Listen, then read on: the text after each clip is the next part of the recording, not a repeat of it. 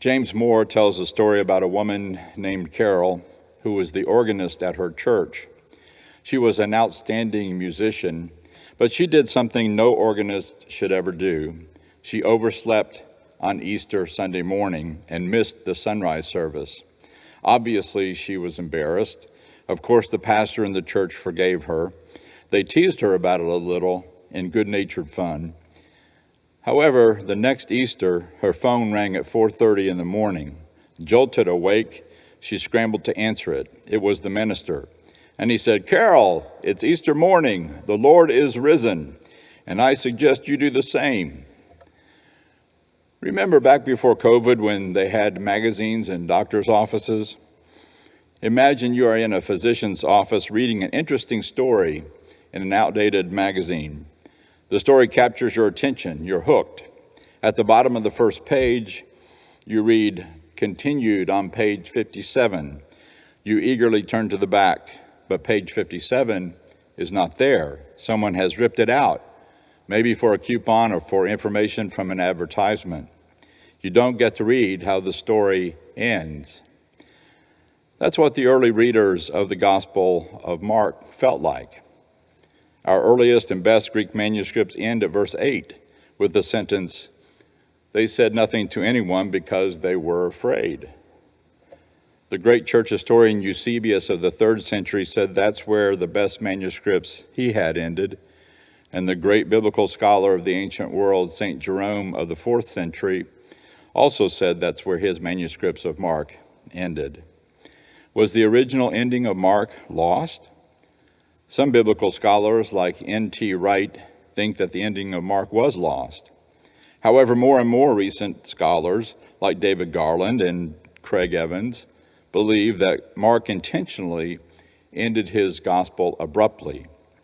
We know that Jesus' death and resurrection was well known among Christians from the beginning. Could it be that when the Gospel of Mark was read aloud in churches with that abrupt ending, people stood up and testified that Jesus had appeared to them? There were still eyewitnesses of Christ's appearance when Mark was written. Wouldn't they stand up and testify that they had seen the risen Lord, that Jesus had been raised?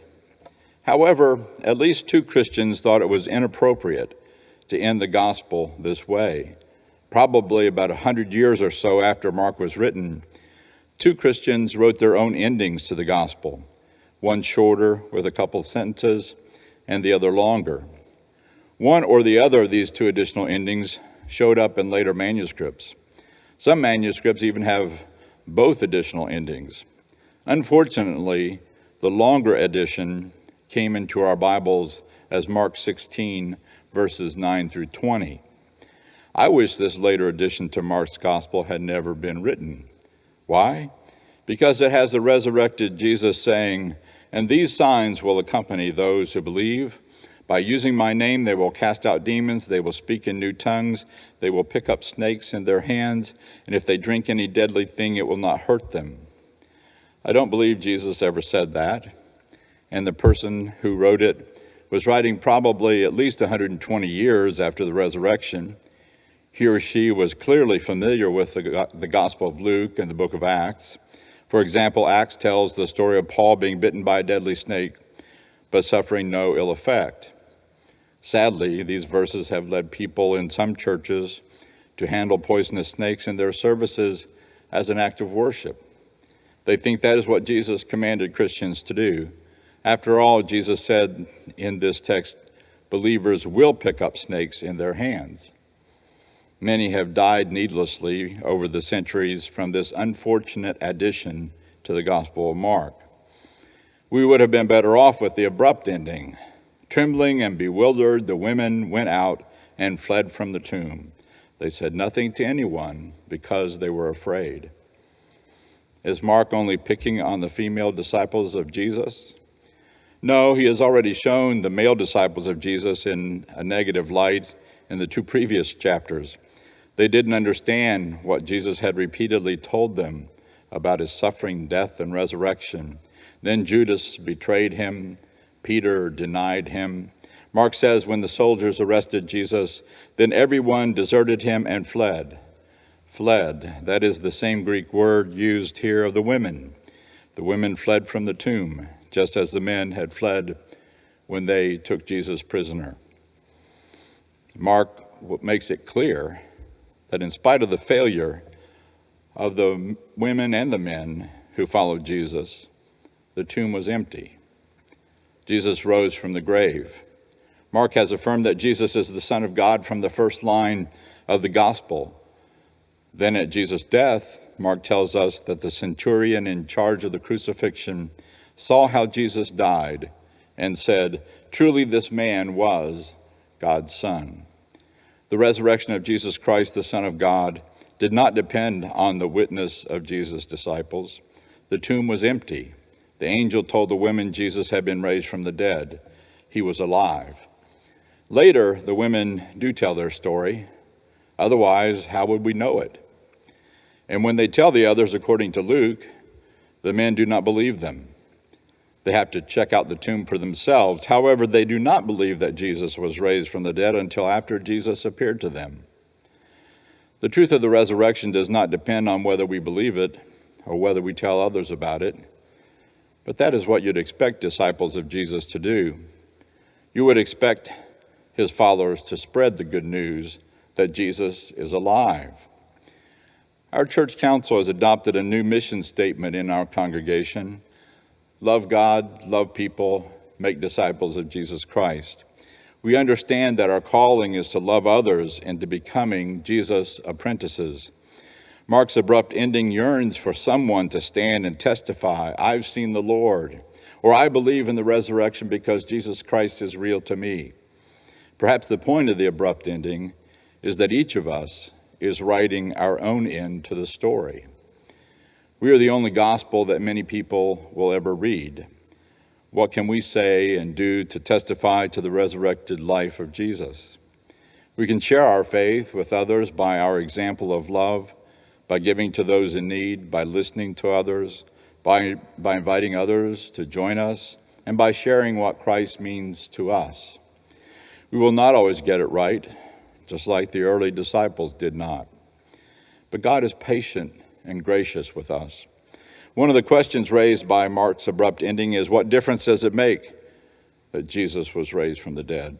Does it matter? Like the women, we turn away from graves. But for us, it's not because they're empty, but because we buried someone we love. It is hard to face death, especially the death of a loved one. A pastor named Chris Heckert tells about an experience he had when he was a senior in high school. It was Easter Sunday, and he showed up at church for Sunday school. There were only a couple other kids there. To their surprise, the teacher asked them if they were up to a mystery field trip. A little confused but happy to get out of the church service, they all declared yes. So they shuffled into her van, which stopped at a local donut shop. They eventually drove up a winding, steep hill to a place Chris wasn't very familiar with. It was just moments after they reached the top of the hill when the van turned into a gated drive, leading them straight into a cemetery. What kind of sick joke is this? Chris wondered. Shortly after they entered the cemetery, the teacher gave them the assignment to walk around the cemetery and read what they saw on the stones. And they were to make notes of the stories that were told on those stones. They were to become aware of the families and the years and the inscriptions that they would read there. After walking around for a few minutes in the cemetery with a half a donut in his hand, Chris realized that they were in the same cemetery where his best friend was buried. Although his friend had been killed 4 years earlier, Chris had never been to his grave, and he didn't know where it was. But he quickly found a groundskeeper, and the groundskeeper knew the name and remembered the young man's story.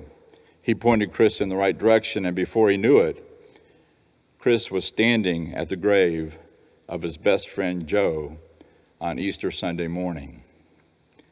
He didn't know what to do. He didn't know how to feel. He didn't understand why the teacher had brought them to this place. And he didn't know what she wanted to accomplish. But he discovered that standing there beside the grave of someone he knew and loved, it changed the meaning of the Easter story for him forever. That day, Easter became personal for Chris. Is Easter personal for you?